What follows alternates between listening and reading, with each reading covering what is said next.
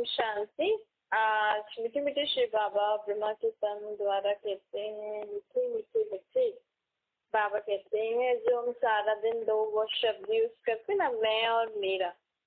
तो जब भी हम किसी को बताते हैं ना, मैंने ये किया, मैं इधर गई, उससे मिली, उससे बात करी, तो आप अंदर थोड़ा सा धीरे बोलना, जल्दी जल्दी किसी को बात बताने के उद्देश्य से नहीं बोलना, आप अनुभव करके बोलना। ये कौन बोल रहा है? मैं आत्मा।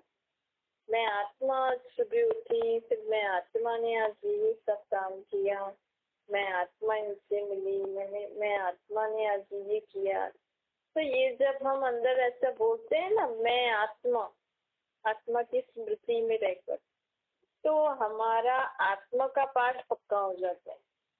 क्योंकि सब कर तो रही है ना, आत्मा ही कह रही है ना, मैं ये कहने वाली मैं आत्मा, और आत्मा ही कहती है मैं सारा दिन काम करके अब मेरा शरीर थक गया है। आत्मा कहती है मैंने अपनी आंखों से देखा। तो देखिए, जब हम ये चीज बोलते हैं तो दो चीजें हो गई ना। अगर हम बोले कि मैं इंसान हूँ और ये मेरा घर है, तो मैं और मेरा दो चीजें हो गई ना। ऐसे जब आत्मा बोलती है ना, मैंने अपनी आंखों से देखा, तो मतलब ये आत्मा बोल रही है और आंखें दूसरी हो गई, मतलब शरीर से अलग हो गए ना हम। मैं आत्मा अलग हूँ और मैंने अपनी आंखों से, मतलब आंखें दूसरी हो गई। मेरी ही आंखें हैं लेकिन अलग है। जैसे मेरा घर है अलग है ना, ये मेरा अपना घर है, तो अलग बात होगी।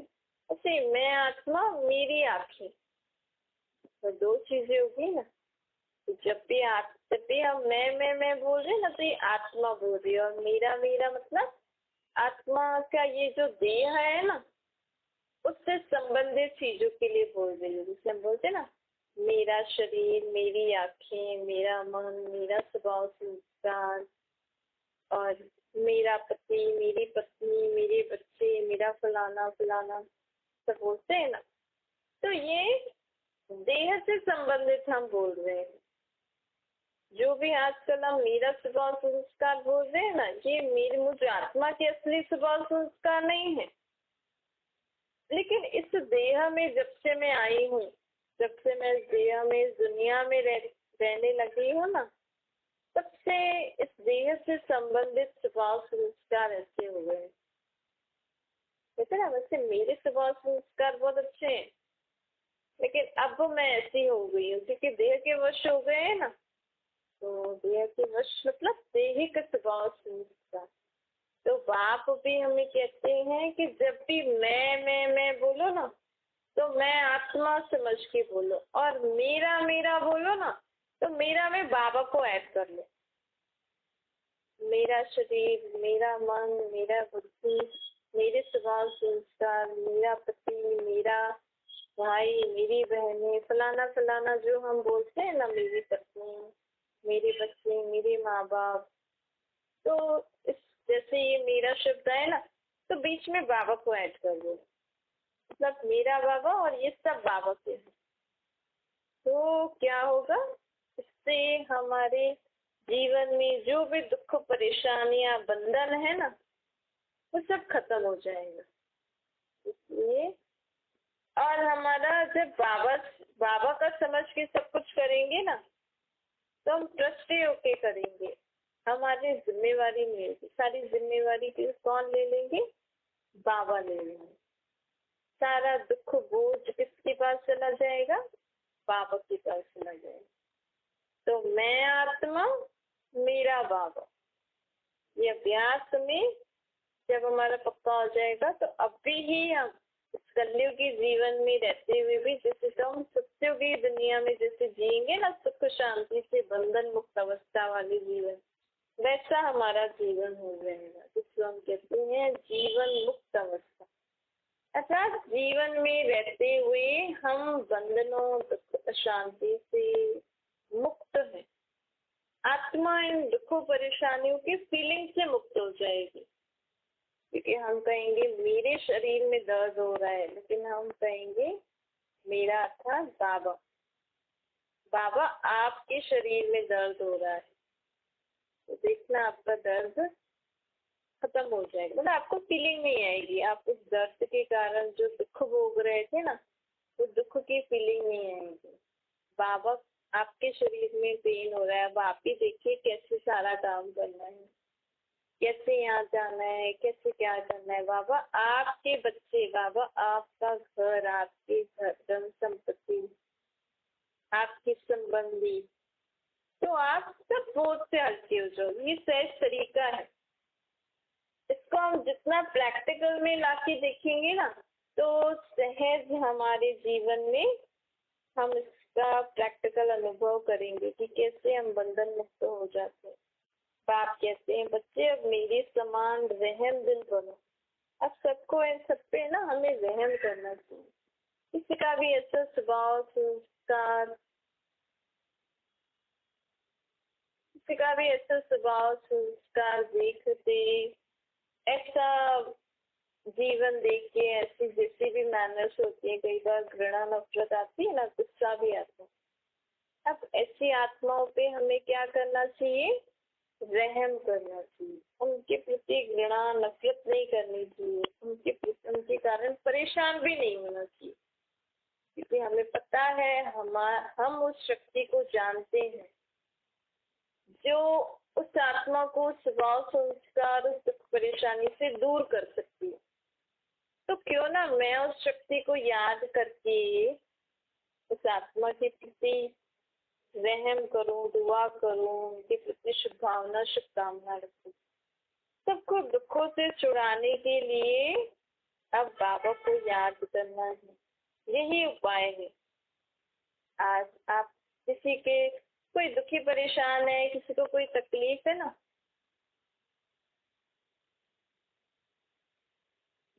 कोई दुखी परेशान है, किसी को कोई तकलीफ है, तो हम सोचेंगे कि इनको ये दुख है, इनको ये परेशानी है, ऐसा है वैसा है, लेकिन उसके दुख का वर्णन न करके, उसके दुख के बारे में ज्यादा चिंतन न करके ना आप बाबा को बोलो, तो ये क्या हो गया? उनके प्रति शुभ भावना शुभकामना हो गई, उनके प्रति दया दृष्टि हो गई, उनके प्रति हम अच्छी भावना रखें, तो आप ही वो आत्मा दुखों से भी छूट जाएगी।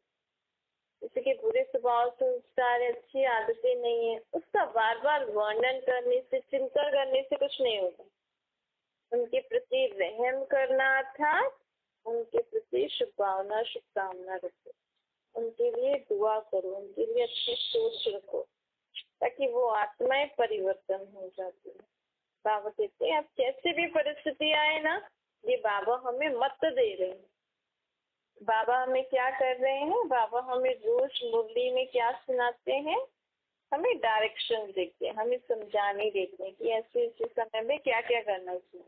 भाई दुनिया वाले आज तक हम जैसे रहते थे वैसे हमने रह के देख लिया, हमने जो भी कुछ जैसा भी जीवन जीते थे, संबंधियों के बीच में आते समय, एक दूसरे घर में संबंध में आते समय, वो हमने कलयुगी मत में जो हमने किया, लेकिन अब बाप हमें मत दे रहे हैं, अब बाप हमें समझाने दे रहे हैं कि आप ऐसे ऐसे करो। आज बाबा कहते हैं कैसी भी परिस्थिति हो ना, लेकिन आपको रोना नहीं, ना आंखों का रोना है, ना ही मन से रोना है। दोनों प्रकार के रोने को नॉट अलाउ, अब नॉट अलाउ कर लो। जब कोई भी प्रकार के ऐसे आसुरी, ये भी रोना भी एक आसुरी अवगुण है ना, ये भी एक अच्छी बात थोड़ी है रोना, ना मन से रोना ना आंखों से रोना। लोग कहेंगे क्या करे, रोना आ जाता है, लेकिन नहीं आना चाहिए। हमें बोलना ही, सोचना ही नहीं है कि मुझे रोना आ जाता है, नहीं, मुझे रोना नहीं आता, मैं स्ट्रांग हूँ। बाबा को सब बातें दे दे, इससे क्या होगा कि हमारा रोने का संस्कार खत्म हो जाएगा। छोटी छोटी बातों पे ना लोग रोने लग जाते, कई बार अपना काम बनवाने के लिए भी लोग रोने का यूज करते। भाई हम रोएंगे तो शायद इनको थोड़ी दया आ जाएगी, ऐसे तो काम बन जाएगा। खासकर लेडीज को लोग कहते हैं, जानबूझ के बोलते हैं, थोड़ा सा रोने की एक्टिंग करो। ओके, नहीं कैसी भी बात हो, लेकिन अभी हमें बाबा की श्रीमत पे चलना है ना। अब हमें ऐसी वैसी बातों में, क्योंकि इसमें कितना दिमाग लगता है ना। नहीं, लोग आजकल देखो अपना काम बनवाने के लिए कुछ कुछ ऐसे, जो भी एक दूसरे को उल्लू बनाने के लिए या चिढ़ाने के लिए, जिससे भी मजाक मस्ती में भी लोगों का कितना दिमाग लगता है। चलो ऐसे करते हैं, ऐसे करते हैं, ऐसे करते हैं, फायदा क्या होता है उससे? कुछ नहीं होता है ना, टाइम वेस्ट होता है, हमारी एनर्जी खत्म होती है। ऐसी बातें करनी चाहिए। बाबा ये नहीं कहते हैं आप हंसो नहीं, खेलो नहीं, एक एंटरटेनमेंट नहीं करो, लेकिन ऐसा करो जिससे हमारा और उनका फायदा हो। ऐसे एंटरटेनमेंट करना चाहिए। बाबा कहते हैं अभ्यास पुरुषार्थ करो। बाबा की हर श्रीमत को मैं जीवन में धारण करके करती चलो। जो बाबा कहें उनको आप प्रैक्टिकल में अमल लाते जाओ। तो आप देखो आप में कितना जल्दी परिवर्तन आ जाता है। देखो अभी समय है परिवर्तन का। आज लोग कितनी भक्ति में, कितना पूजा पाठ कर रहे हैं ना। क्यों कर रहे हैं? उद्देश्य क्या होता है? कोई भी मनोकामना होती है, घर में सुख शांति के लिए, मन की शांति के लिए, संबंधों में सुख शांति है। लेकिन बाबा हमसे एक बात पूछते हैं, क्या किसी देवी देवताओं का किसी भी रूप में भगवान का नाम जपने से हमारे दुख कम हो सकते हैं क्या? समझो आपकी सोच आपके जीवन में दुख का कारण बन रही है। आपके ही बोल, आप जो क्रोध कर रहे हो, अपशब्द बोल रहे हो, उसी के कारण आपके घर में दुख आ रहा है। तो क्या किसी का नाम जपने से, कोई पूजा पाठ करने से आपका दुख कम हो जाएगा? समझो आप 1 घंटा पूजा पाठ कर रहे हो, किसी का नाम जप रहे हो, किसी देव या देवी के उसके प्रति व्रत रख रहे हो, लेकिन आपने अपने बोल, अपने संस्कार, स्वभाव, अपने कर्मों को बदली नहीं किया, लेकिन आप भगवान को बहुत श्रद्धा से याद कर रहे हो कि हमारे घर में दुख परेशानी, लेकिन मूल कारण क्या है? मेरे ही स्वभाव संस्कार, मेरे ही बोल, मेरे ही कर्म मूल कारण है दुख का। तो वो राधे राधे, कृष्णा कृष्णा, राम राम, सीता सीता जपने से दूर हो जाएगा? नहीं। अपने संस्कारों को जांचो, अपने शब्दों को चेक करो, जहाँ मेरी गलती है उसको परिवर्तन करना है ना। तो आपका जीवन में आप स्वयं को परिवर्तन करोगे तो आप ही आपके जीवन में, घर में सुख शांति आ जाएगी ना। तो बाप हमें कहते हैं कि दुनिया में जो भी मेरी भक्ति कर रहा है ना, वो खुद के संस्कार स्वभाव को बदल नहीं रहा है और सोच रहा है कि भगवान मेरे जीवन में सुख शांति लाए, भगवान मेरा ये काम कर दे। मैं क्यों करूं? आप उल्टे सुलटे कर्म करो, आप एक दूसरे को उल्टा सुलटा बोलो और मैं आपको शक्ति दूं। तो मैं शक्ति दूंगा तो आप और दूसरों को उल्टा सुलटा बोलोगे और दूसरों को दुख दोगे। इसलिए भगवान बाबा कहते हैं कि नाम जपने से, पाठ पूजा करने से, भक्ति करने से या व्रत नियम रखने से आपके घर में सुख शांति नहीं आ सकता है, जब तक आप स्वयं को परिवर्तन नहीं करोगे। आज देखो एक ही गीता है ना, एक गीता, रामायण, भागवत, पूरी दुनिया में लोग आपने कितनी बार पढ़ी होगी या सुनी होगी? नहीं, इस जन्म में भी पढ़ी होगी, सुनी होगी, पिछले द्वापर युग से आप सुन रहे हो, पढ़ रहे हो, है ना। ऐसे हर धर्म की अपनी अपनी पुस्तकें हैं, सब लोग वही पुस्तक सुन रहे हैं, पढ़ रहे हैं, लेकिन वो पुस्तक याद हो गई आपको? पूरी याद हो गई, उसका अर्थ समझ लिया आपने? अर्थ समझा, उस हर अर्थ को जीवन में धारण कर लिया? गीता में तो लिखा है काम मां शत्रु है, तो आपने काम को छोड़ दिया, काम के साथ। गीता में तो लिखा है देह देह के संबंधियों, धर्मों को भूल के मुझे अपने को आत्मा समझ, मुझे निराकार रूप में याद करो।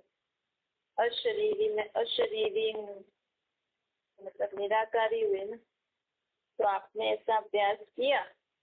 और भी कई बातें हैं, लोग कहते तो हैं हाँ हमें हमारे शास्त्रों में हमारे धर्म की पुस्तक में भी ये लिखा है, लेकिन आपने उसको जीवन में धारण कर लिया। आप रोज रोज पढ़ रहे हो, हर समय पढ़ रहे हो, हर भक्ति भाव में लोग कर रहे हैं ये सब, लेकिन मेरे अंदर उसको प्रैक्टिकल में कितना धारण हुआ।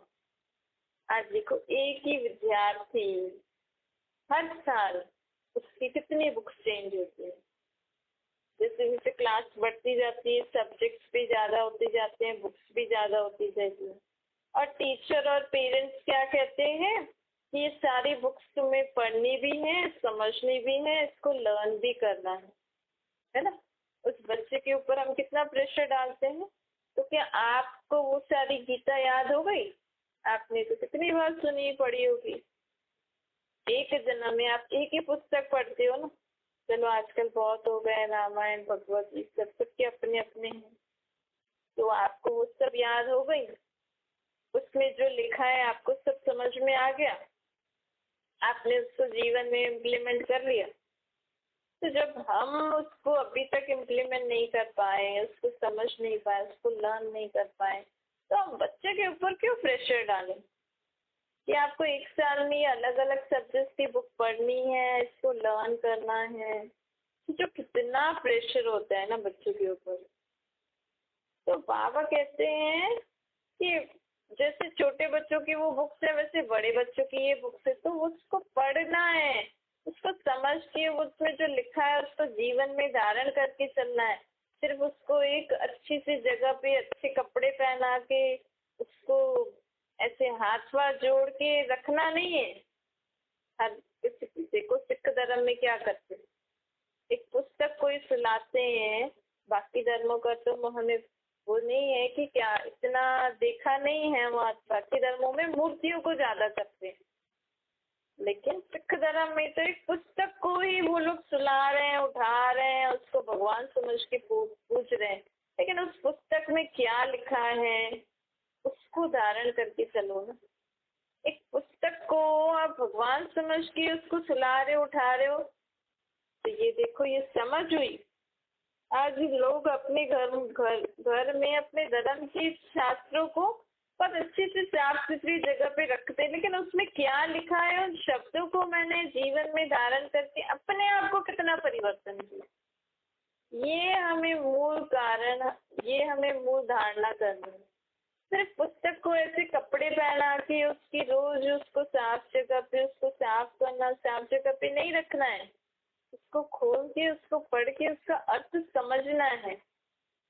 जैसे हम बच्चों को बोलते हैं ना कुछ समझ नहीं रहे हो, रट्टा मार रहे हो, बस ऐसे बड़े बच्चे भी क्या कर रहे हैं, बस आराम से पढ़ते रहेंगे, भजन कीर्तन करते रहेंगे, लेकिन समझेंगे नहीं।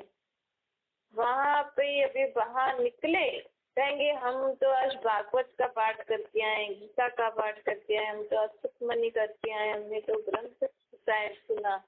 क्या सीखा, क्या अपने में परिवर्तन किया? कुछ नहीं। वही बाहर आते इसने ये किया, इसने ये किया, फलाने की बेटी ऐसा, बेटा ऐसा, वो ऐसा, मुझे तो बहुत परेशान कर रखा है। तो आपने सीखा क्या? तो आप जब भी सत्संग कीर्तन जहाँ भी करते हो ना, तो उसको चीजों को नोट करनी चाहिए। जैसे बच्चे पढ़ाई पढ़ते हैं ना, ऐसे बड़े बच्चों को भी पढ़ाई पढ़नी चाहिए। तो आपके घर में आप ही सुख शांति आ जाएगी। भागवत का पाठ कराने से, गीता का पाठ कराने से, सुखमनी का पाठ कराने से आपके घर में सुख शांति नहीं आएगी। आप रोज सुबह शाम जो भक्ति करते हो ना, भगवान का नाम जपते हो, उसके बदले तो आप उस समय अपने आप मैंने आज सारा दिन क्या क्या किया ना, वो परमात्मा बाबा को रोज बताओ।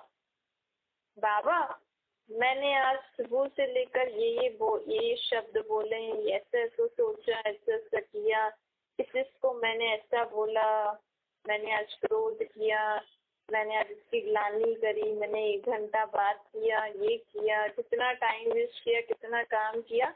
ये सब बातें हम सुबह शाम परमात्मा से करेंगे ना, और परमात्मा को याद करेंगे, तो हम और उनके सामने हम एक्सेप्ट करें कि हाँ बाबा मुझसे ये गलती हुई, सॉरी, मुझे अभी अपना स्वभाव संस्कार परिवर्तन करना। तो आपके जीवन में आप ही आपकी सर्व मनोकामना पूरी हो जाएंगी।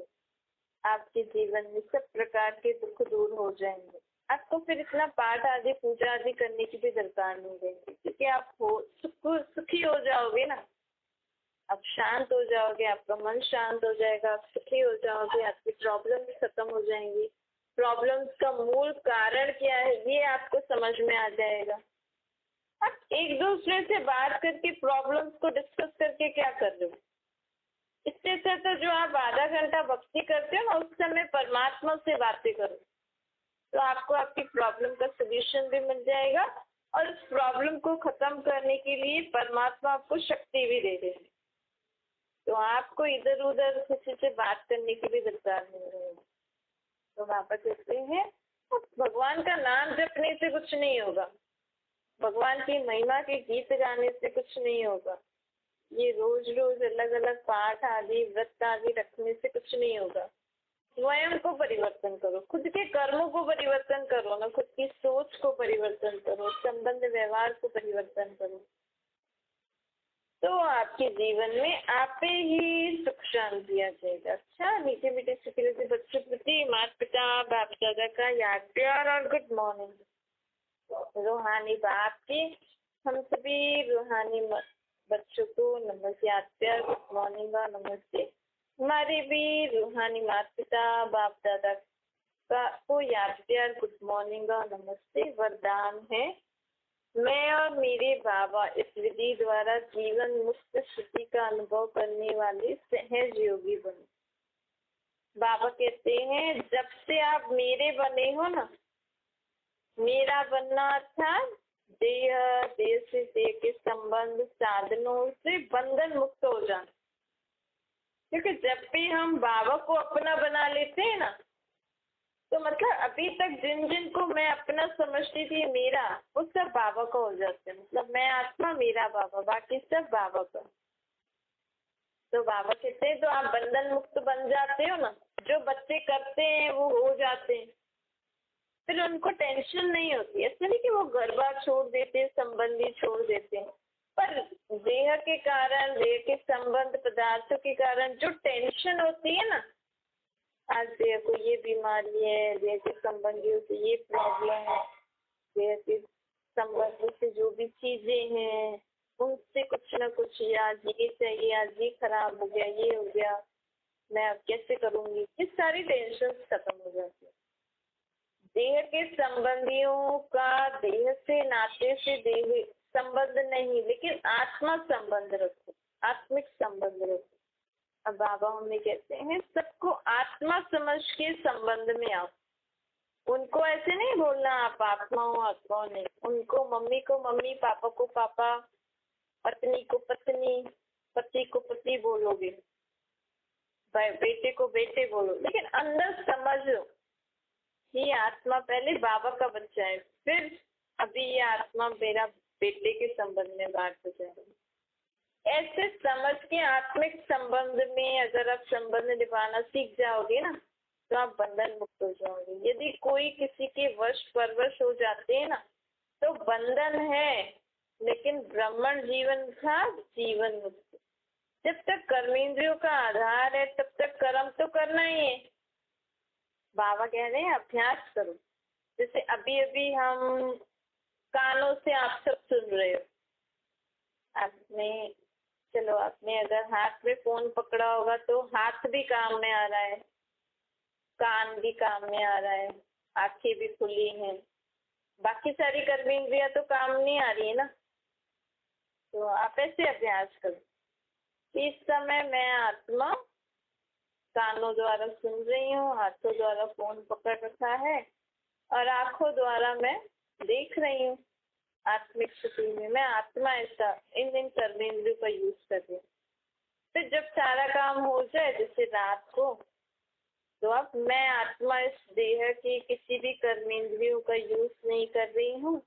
अब मैं आत्मा इस देह से न्यारी निराकार रूप में बाबा को याद कर बाबा की याद में सो जाऊं।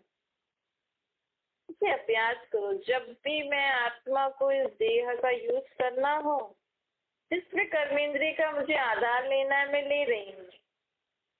जैसे जब पानी पीना होगा तो ग्लास का यूज करेंगे ना, उस समय हम चम्मच का यूज थोड़ी करेंगे या किसी और बर्तन का यूज थोड़ी करेंगे।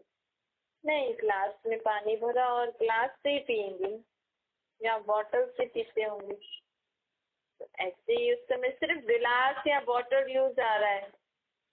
वैसे ही जब मुझे आत्मा को कुछ देखना हो तो मैं आंखों से देखूं, मुख से बोलूं, कानों से सुनूं, हाथों से काम करूं। ऐसे ही हमें जब कुछ सोचना हो तो मन से सोचूं, बुद्धि से निर्णय करूं, फिर देह से काम कराऊं। जब कुछ नहीं करना है तो शांति में आत्मा समझ के बाबा को याद करो, कुछ मनन चिंतन करो बाबा के साथ। ये अभ्यास करने से ना हमारे कर्म बंधन समाप्त हो जाते हैं। जब तक कर्मेंद्रियों का आधार है तब तक कर्म तो करना ही है, और कर्म करते हुए भी कर्म के बंधन में नहीं आना है।